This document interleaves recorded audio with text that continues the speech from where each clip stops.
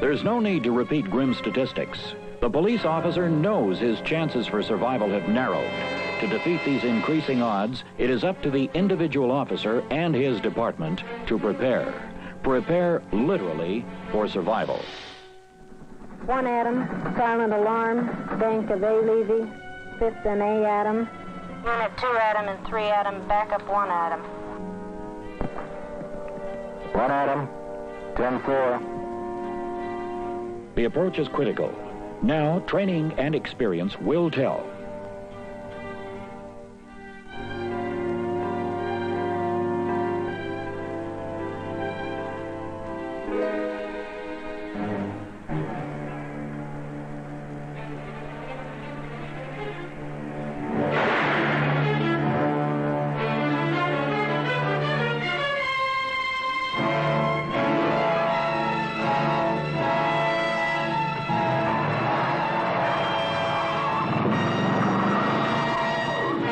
This officer is dead. Why? Very simply, he wasn't prepared.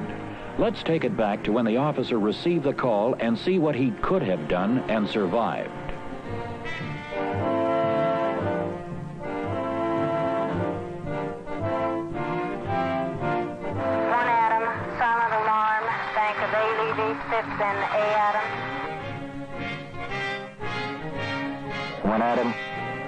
ETA is about 1 minute.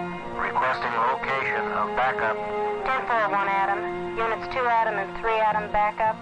2 Adam approaching from the east on B Street. 3 Adam from the south on Oxnard Boulevard. ETA approximately 3 minutes. Notice the officer does not rush in blindly. He takes a position where he can observe the scene in relative safety. From this vantage point, he can analyze the situation and determine the best apprehension procedure. He observes a possible lookout standing near the door and a possible getaway car with a driver, plus he notes the number of pedestrians, which makes an immediate confrontation most hazardous. The officer knows he must make a cautious approach. A gunfight on the street is out of the question. The officer immediately notifies communications of his exact location, description of suspects, their vehicle, and what direction they are headed. The officer makes a wise decision. He allows the suspects to leave the bank. The safety of the people is his prime concern at this point. All units have been notified by the dispatcher, and the officer follows the suspects. He keeps a safe and discreet distance while reporting speed and direction. He has a difficult decision to make. Where does he make the stop? He must take into consideration a list of factors such as time of day, location of backup units, geographical area, population density, lighting, traffic, and the possibility of having to go in pursuit. He cannot wait too long. The backup units are in constant touch with communications. Once they've received instructions from 1A, they proceed to close in. The officer must be prepared in advance for immediate action prior to the stop. He releases his shotgun, places the public address mic on the floorboard, and has the radio mic on the seat. The location for the stop has been selected by 1A and communications notified. He uses the red lights and siren at the right time. In close, it surprises and gives the officer a psychological edge. Unable to react, the suspects stop. Note the position and angle of the police vehicle. Once the officer is in position, he takes total command of the situation. His physical advantage is his placement behind the door with the engine block between him and the suspect's vehicle. From this vantage position, he can take offensive action if necessary, yet is as protected as possible. He commands them to place their hands, palms up, on the dash. Suspects in the rear, hands on the back of the front seat. Driver very slowly turns off the engine and drops the keys out the window. The officer should not attempt the arrest alone. As the backup units arrive, they will work as a well-trained team, with a second officer automatically covering the arresting officer. When the backup officer is in position, the suspects are ordered from their vehicle by the arresting officer.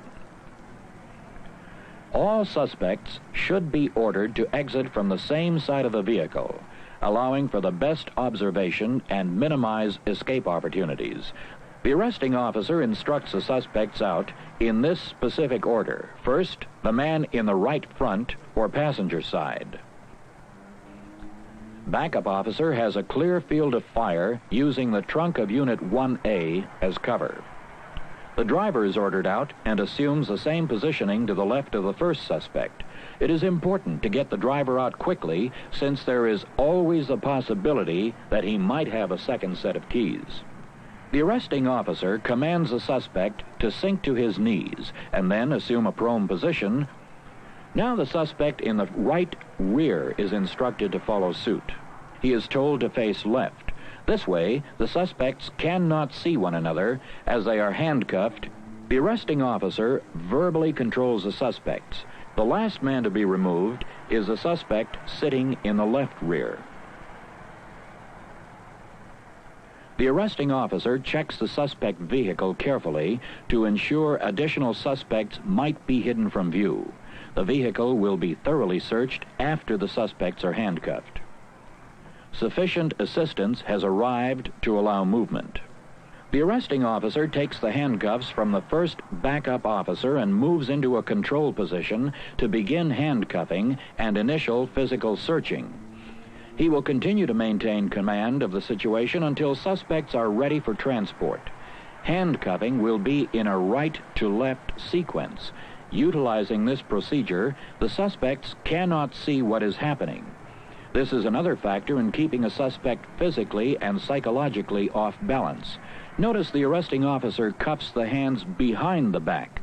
Always handcuff a suspect behind the back, never in front where he or she can manipulate their hands. When cuffing, also make sure the cuffs are double locked. After handcuffing, the arresting officer makes a cursory check for weapons.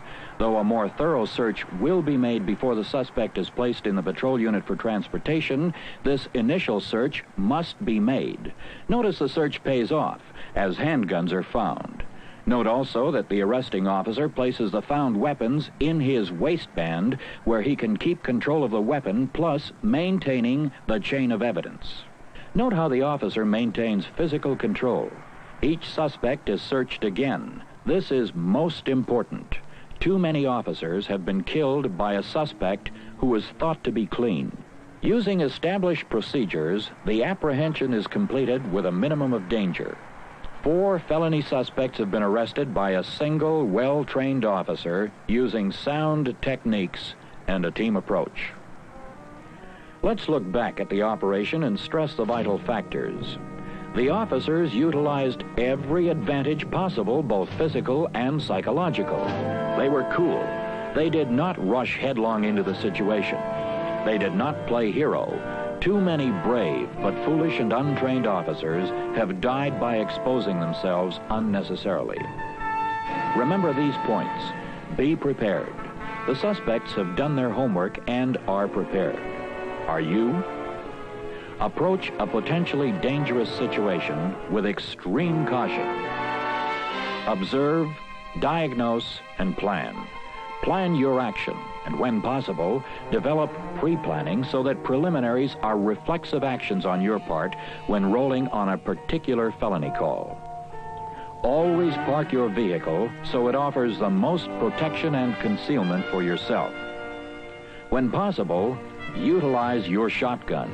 It is a far better weapon than your handgun for most situations, both ballistically and psychologically. Remember your radio. It is your lifeline to your station and supporting units. Note how the arresting officer utilizes the cuffs of the backup officers. Learn to work as a team in backup situations. Never take anything for granted. Always search a suspect thoroughly. With proper and frequent training, the odds in the street against the individual officer can be narrowed, but it depends on the department, and above all, it depends on you, the individual officer.